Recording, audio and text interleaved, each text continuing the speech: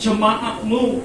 Hikmat Tuhanlah yang engkau perlukan sebagai gembala-gembala. Begitu juga saya mau katakan kepada jemaat-jemaat. Pada saat engkau ada di gereja ini, percayalah, bukan engkau yang memilih di tempat ini, tetapi Tuhan menghantarkan engkau supaya engkau bertumbuh di gereja ini. Engkau besar, engkau menikmati berkat Tuhan di gereja ini. Justru kalau ada kekurangan gereja ini, support. Karena saya percaya, saya bagian dari tim pastoral yang senantiasa mendoakan jemaat supaya diberkati oleh Tuhan.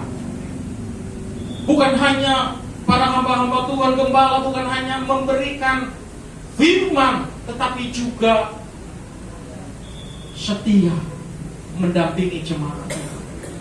Mungkin kau nggak tahu kalau gembalamu tengah malam berlutut menangis di hadapan Tuhan. Ada sekitar 300 jemaat kami dididik, diajar oleh gembala rohani untuk kenal semua jemaat. Dan kami sebutkan satu persatu. Saudara bisa bayangkan, kami ada 4 pendeta di satu gereja, harus menghafal 300 jemaat. Kadang-kadang istri saya sering marah. Kalau ditanya itu saya bilang, saya nggak hafal, saya nggak bisa. Lu pendeta. Jadi saya harus memiliki kecerdasan. Artinya kecerdasan yang datangnya dari Tuhan. Dan itu bukan satu kebanggaan, tetapi ini adalah satu kepercayaan yang Tuhan berikan kepada kita. Sehingga apa yang Tuhan ingin lakukan bagi setiap umat kesayangannya, itu adalah Tuhan persiapkan untuk umat yang layak menjadi milik Kristus. Poin yang kedua, Yesus memelihara dan menuntun umatnya. Poin yang kedua, Yesus sebagai gembala yang setia, dia memelihara dan menuntun umatnya. Yohanes 10 ayat 11. Boleh ditampilkan Yohanes 10 ayat 11. Akulah gembala yang baik. Gembala yang baik memberikan nyawanya bagi domba-dombanya. Pengakuan dari Yesus sendiri yang katakan, akulah gembala yang baik. Mungkin Bapak Gembala di tempat ini gak bilang, akulah gembalamu yang paling baik. Mungkin malu mengatakannya. Tapi saya mau bilang bahwa di atas gembala rohani kita ada gembala agung, Yesus namanya. Dan dia memproklamirkan dirinya bahwa akulah gembala yang baik. Ini adalah pengakuan Yesus, gembala yang baik, memberikan nyawanya bagi domba-dombanya. Ada satu pertanyaan buat jemaat Tuhan di tempat ini, tapi nggak perlu dijawab. Menurut Bapak Ibu, gembala saudara di tempat ini, apakah sudah memberikan nyawanya bagi saudara? Ya mungkin gak nyawanya, tetapi perhatian buat saudara. Saudara gak usah jawab, jawab di dalam hati. Satu ketika ada jemaat di gereja lokal kami, dia bilang begini, saya batuk, saya telepon Pak Gembala jam 2, batuk. Lalu Pak Gembala namanya jam 2, masih saat teduh, saat doa, tiba-tiba besok ramai di grup. Pak Gembala, aku gak perhatian, aku sakit batuk, mau didoain jam 2 gak dibalas. Bapak Ibu paham? Yang saya sampaikan ini hanya karena hal sepele lalu mengatakan bahwa gembalanya gak perhatian.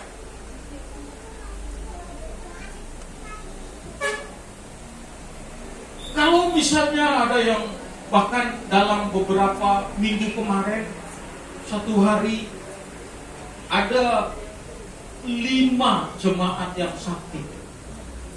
Ada 3 anak-anak masuk rumah sakit yang berbeda.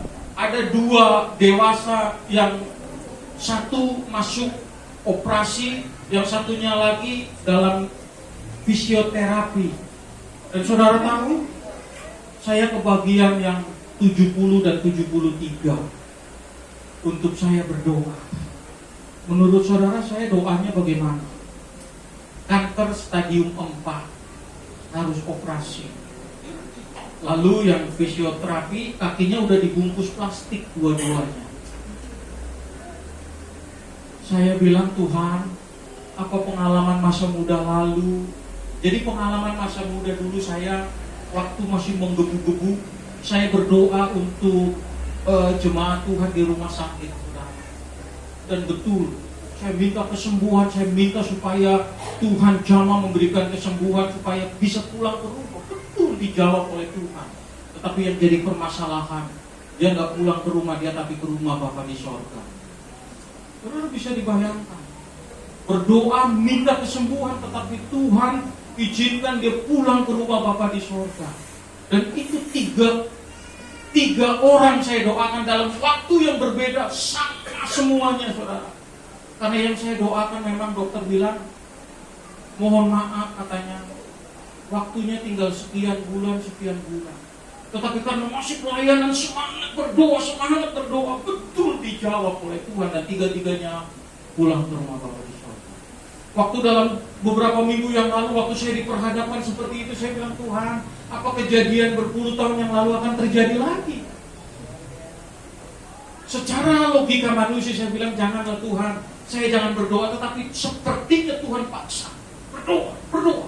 Dan bahkan salah satu yang saya doain, yang dioperasi itu, bahkan saya dan istri saya harus nunggu semalam di rumah sakit. Kami suami istri nunggu sampai dini hari operasi yang rencananya 6 jam. Tetapi rupanya 3 jam sudah selesai. Puji Tuhan, tadi siang saya dapat WA, dia benar-benar sudah pulang ke rumah, bukan pulang ke rumah Bapa di sorga. Artinya saya lega. Artinya saya gak peduli usia, itu kan rahasia Tuhan. Tetapi selama dia masih bernafas, kata Daud, waktu anak Daud sakit, dia berdoa memohon kesembuhan. Dia berdoa bahkan sampai semua dilakukan oleh Daud untuk kesembuhan anak. Tapi begitu dipanggil oleh Tuhan, selesai doanya.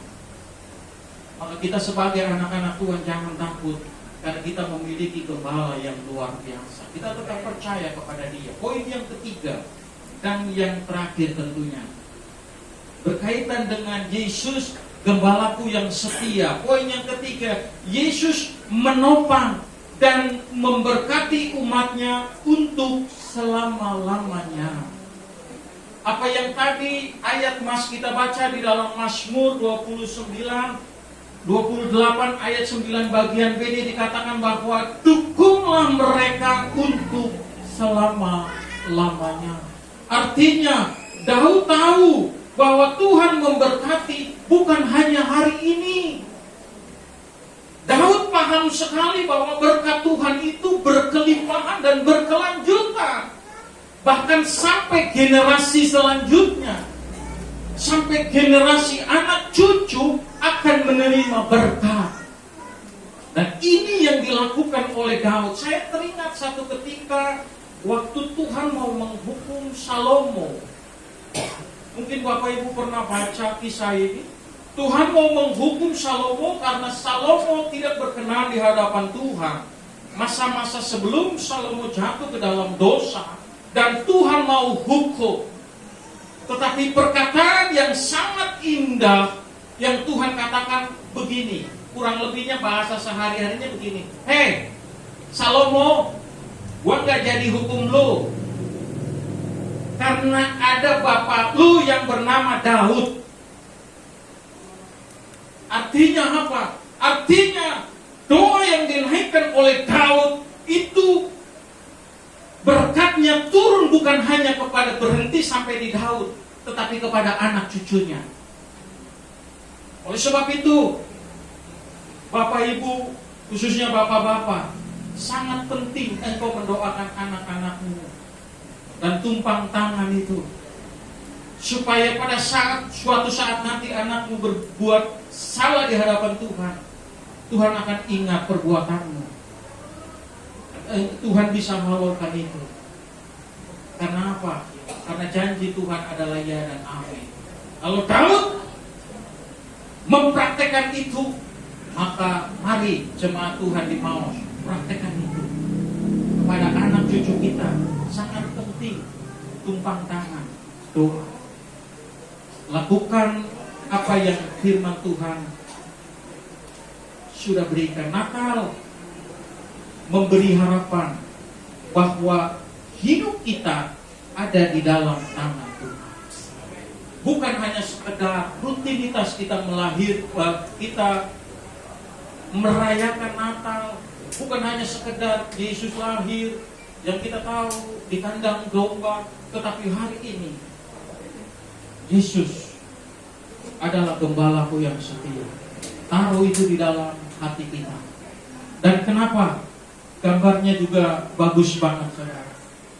Saya teringat sebelum saya mengakhiri renungan Natal malam hari ini, saya teringat kenapa Tuhan menganalogikan saudara dan saya sebagai domba. Bukankah kita anak raja? Saya sempat berpikir, kenapa Tuhan kami diumpamakan seperti domba? Bukankah kami lebih hebat kalau kami diumpamakan seperti singa, harimau, yang raja hutan? Bukankah itu lebih dahsyat? Tetapi kenapa domba? Dan dalam perenungan itu Tuhan memberikan jawaban yang sangat luar biasa. Saya kagum akan Tuhan. Dan saya mendapat jawaban. Karena domba gak bisa apa-apa tanpa gembala. Domba gak bisa hidup sendiri. Kalau singa sendiri dia kuat. Tapi kalau domba sendiri,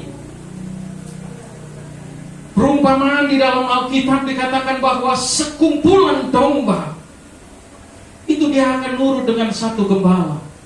Artinya, biarlah jemaat GPDI Maus ini satu di dalam komunitas gereja kita. Jangan ada yang memisahkan. Karena pada saat domba terpisah dari kawanan yang lain, ada singa yang mengaum siap menerkam engkau. Jadi saya mendapatkan hikmat kalau Tuhan memberikan perumpamaan kita sebagai domba yang tidak berdaya. Artinya kita hanya mengandalkan gembala. Gembala yang bertanggung jawab atas hidup kita. Tapi kalau kita sebagai singa, kita nggak perlu gembala. Kita hidup suka-suka. Tetapi kalau gembala, kita akan nurut. Ada ayatnya. Dia akan membawa kita ke padang yang berumput hijau. Artinya kita sebagai gembala kita sebagai domba ikut aja apa kata gembala. Karena dia nggak mungkin memberikan yang tidak baik. Gembala pasti memberikan yang terbaik. Dan dimulai dari engkau percaya kepada gembalamu di tempat ini. Sekali lagi, gembalamu di tempat ini adalah kepanjangan tangan Tuhan. Saya tahu, saya mengerti, saya juga paham betapa beratnya penggembalaan itu. Tetapi kalau ada gembala agung yang bersama dengan gembala saudara, maka engkau akan hidup dalam pimpinan Tuhan. Engkau akan hidup lurus. Tuhan akan bawa engkau ke padang yang berumput hijau. Kiranya renungan Natal hari ini membawa sukacita bagi kita semua. Bahwa Yesus bukan hanya lahir ke dalam dunia 2000 sekian tahun yang lalu, tetapi dia mau menjadi gembala bagi kita semua. Karena engkau berharga.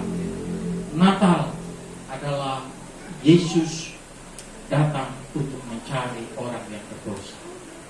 Kiranya Natal kali ini kita memahami Yesus yang adalah gembala yang setia akan membawa kita kepada rumput yang hijau. Mari kita tundukkan kepala.